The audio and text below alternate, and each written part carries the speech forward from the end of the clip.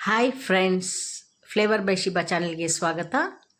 ಇವತ್ತು ಮಸಾಲ ಬೇಲ್ದಣ್ಣು ಮಾಡೋದು ಹೇಗೆ ಅಂತ ತೋರಿಸ್ಕೊಡ್ತೀನಿ. ಇದು ಒಂದು ಸಲ ಮಾಡಿ ನೀವು ಎಲ್ಲಿ ಬೇಲ್ದಣ್ಣು ಸಿಕ್ಕಿದ್ರೂ ಮಿಸ್ ಮಾಡದೆ ಇದನ್ನು ಮತ್ತೆ ಮತ್ತೆ ಮಾಡಿ ತಿಂತೀರಾ, ಅಷ್ಟು ಟೇಸ್ಟಿಯಾಗಿರುತ್ತೆ. ಅದು ಹೇಗೆ ಮಾಡೋದು ಅಂತ ನೋಡೋಣ. ನೋಡಿ, ಬೇಲ್ದಣ್ಣು 2 ಬೇಲ್ದಣ್ಣು ತೊಗೊಂಡಿದ್ದೀನಿ. ಹಣ್ಣಾಗಿರುವಂಥ ಬೇಲ್ದಣ್ಣು ತೊಗೊಳ್ಳಿ, ತುಂಬ ಟೇಸ್ಟಿ ಇರುತ್ತೆ ಆಗ. ಆಮೇಲೆ ಆ ಬೇಲದ ಹಣ್ಣನ್ನು ಒಡೆದು ಓಪನ್ ಮಾಡಿಬಿಟ್ಟು ಅದರೊಳಗಡೆ ಏನಿದೆ ತಿರುಳೇನಿದೆ ಅದನ್ನು ತಗೊಳ್ಬೇಕು. ಸ್ಪೂನಲ್ಲೆಲ್ಲ ಕೆರೆದು ತಗೊಳ್ಳೋದು.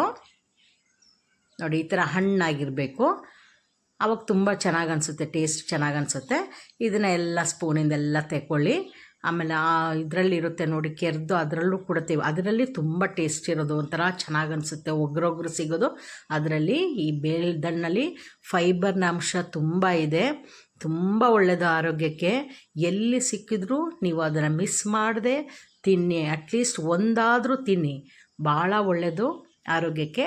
ಬರೀ ಹಾಗೇನೋ ತಿನ್ಬೋದು, ಬೆಲ್ಲ ಹಾಕಿ ತಿನ್ಬೋದು, ಏನು ಇಲ್ಲದೆ ಜ್ಯೂಸ್ ಮಾಡ್ಕೊಂಡು ಕುಡಿಬೋದು, ಅದೆಲ್ಲವೂ ಆರೋಗ್ಯಕ್ಕೆ ಒಳ್ಳೆಯದು. ಈ ಥರ ಎಲ್ಲ ಕೆರೆದು ತೊಗೊಂಡಾಯ್ತಲ್ವ. ಈಗ ಏನು ಮಾಡಬೇಕು ಅಂತಂದರೆ, 2 ಬೇಲ್ದಣ್ಣಲ್ಲಿ ನನಗೆ ಸಿಕ್ಕಿರೋದು ಅಷ್ಟೇ. ಅದಕ್ಕೆ ಫಸ್ಟು 2 ಸ್ಪೂನು ಸಕ್ಕರೆ ಹಾಕ್ತಾಯಿದ್ದೀನಿ. ಆಪ್ಷನ್ ಇದೆ, ಬೇಕಾದರೆ ನೀವು ಬೆಲ್ಲ ಕೂಡ ಹಾಕ್ಕೊಳ್ಬೋದು. ನಾನು ಸಕ್ಕರೆ ಹಾಕ್ತಿದ್ದೀನಿ. ಸಕ್ಕರೆಗೆ ಬೇರೆ ಟೇಸ್ಟ್ ಇರುತ್ತೆ, ಬೆಲ್ಲಕ್ಕೆ ಬೇರೆ ಟೇಸ್ಟ್ ಇರುತ್ತೆ. 2 ಟೇಬಲ್ ಸ್ಪೂನ್ ಸಕ್ಕರೆ ಹಾಕಿದೆ. ಈಗ 1 ಸ್ಪೂನು ಸಾರಿನ ಪುಡಿ, ಸಾಂಬಾರು ಪುಡಿ ಹಾಕ್ತಾಯಿದ್ದೀನಿ. ಅಚ್ಕಾರದ ಪುಡಿ ಹಾಕಬೇಡಿ, ಸಾಂಬಾರು ಪುಡಿನೇ ಹಾಕಬೇಕು. ರುಚಿಗೆ ತಕ್ಕಷ್ಟು ಉಪ್ಪು, ಇದಿಷ್ಟು ಹಾಕಿಬಿಟ್ಟು ಚೆನ್ನಾಗಿ ಮಿಕ್ಸ್ ಮಾಡಿ. ಸ್ಪೂನಲ್ಲಿ ಮಿಕ್ಸ್ ಮಾಡಿದರೆ ಅದರದ್ದು ಟೇಸ್ಟ್ ಬರಲ್ಲ. ಎಲ್ಲನೂ ಚೆನ್ನಾಗಿ ಕೈಯಲ್ಲಿ ಮಿಕ್ಸ್ ಮಾಡಬೇಕು. ಆಗ ಅದೆಲ್ಲ ಹೊಂದ್ಕೊಳ್ಳುತ್ತೆ. ಬೇಲ್ದಣ್ಣು, ಸಕ್ಕರೆ, ಉಪ್ಪು, ಆ ಖಾರದ ಪುಡಿ ಅದೆಲ್ಲ ಹೊಂದ್ಕೊಂಡು ಒಂದು ಕಲರೇ ಚೇಂಜ್ ಆಗುತ್ತೆ. ಒಂಥರ ಈ ಥರ ಗೊಜ್ಜು ಥರ ಹಂಗೆ ಸಿಗುತ್ತೆ ನಮಗೆ ಅದು ಸಕ್ಕರೆ ಎಲ್ಲ ಬರುವಾಗ. ಆಮೇಲೆ ಅದನ್ನು ರೆಡಿ ಆಗಿರೋದು ಇದು ಬೇಲ್ದಣ್ಣದು. ಇದನ್ನು ಒಂದು ಸಲ ನೀವು ಟೇಸ್ಟ್ ಮಾಡಿ ನೋಡಿ.